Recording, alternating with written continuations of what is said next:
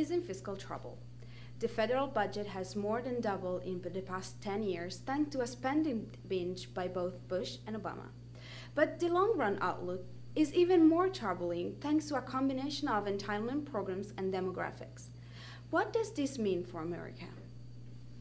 I'm Silvia Morandotti, a student at Università degli Studi di Milano, and I'm going to help answer that question in this Economics 101 video from the Center for Freedom and Prosperity.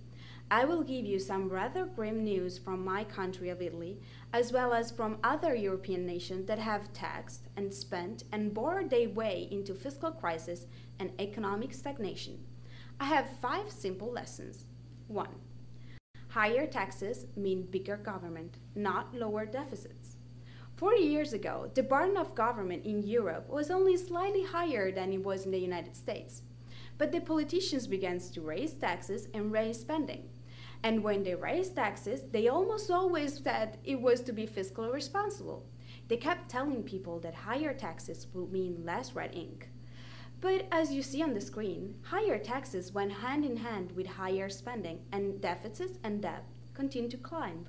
There's an interesting debate in the academic literature about whether higher taxes lead to higher spending or whether higher spending leads to higher taxes.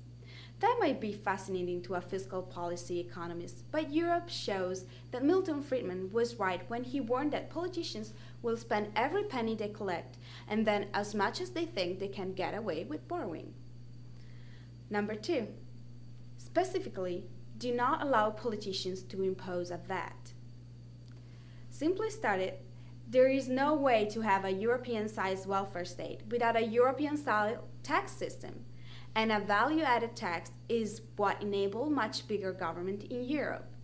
The key thing to understand is that there is a limit to how much money that can be collected with an income tax. Politicians rarely admit this in public, but they understand that high tax rates and other class warfare policy don't generate much revenue because of the Laffer curve responses. People shift their behavior in ways that reduce taxable income. So if the political elite want more money, a VAT is the only realistic option. But that's exactly why a VAT should be resisted, unless you want to wind up like Greece, Portugal, Spain, and also Italy. Number 3, big government slows growth, but also cripples the human spirit. One of the most discouraging consequences of the welfare state is that many people get lured into lives of dependency. Societies are successful when people produce, and this requires a formal social capital, the values of self-reliance, work ethic, deferred gratification, and independence. But when governments create excessive welfare states, the safety net begins to resemble a hammock. At first, not that many people will take advantage of the programs. But over time, the ability to mooch off the government proves very tempting, and more people are seduced into lives of sloth. And those bad values then get passed on to subsequent generations. And don't kid yourself, this is very hard to restore social capital once it has been destroyed. 4, nations reach a dangerous tipping point when a majority of people live off the government. We just explained how the welfare state destroys the human spirit. But now let's look at what happens when a majority of the voting age population decides it is okay to live off the labor of others. On the screen, you're going to see 2 cartoons that I drew. One shows what the welfare state looks like when it first begins. There are a lot of people pulling the wagon and only a few genuinely needy people riding in the wagon. But as people figure out how to milk the system, the ratio is reversed. The number of people riding in the wagon expands, making it hard for the wagon to move. The people still producing get resentful and begin to either walk away or climb into the wagon. But from a political economic perspective, the real problem is that the people riding in the wagon are very unlikely to support the types of reforms needed to save the economy.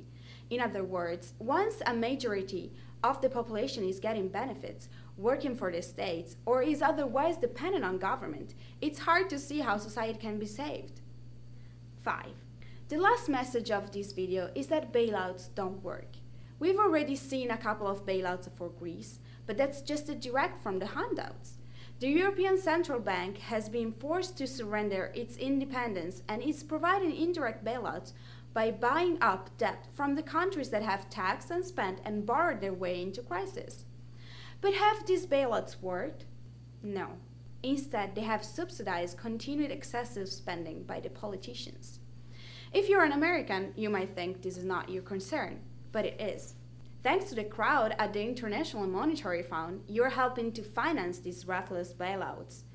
And every time one nation is bailed out, it sends signal to politicians in other nations that they can postpone necessary reforms and instead wait on money from Uncle Sam and the IMF.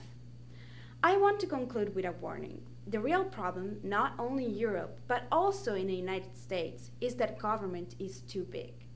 Higher taxes and bailouts are like drugs that make the problem worse by leading to even more spending and more dependency.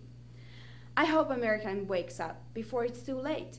Some European countries are probably already past the point of no return, and many of the productive people in those nations have viewed the United States as an escape option. But if America also goes down this path of welfare state collapse, there will be no safe haven for any of us. I am Silvia Morandotti from the Università degli Studi di Milano. Thank you for watching this Economics 101 video from the Center of Freedom and Prosperity. I hope you enjoyed the video and that you share this warning call with others. Ciao e a presto!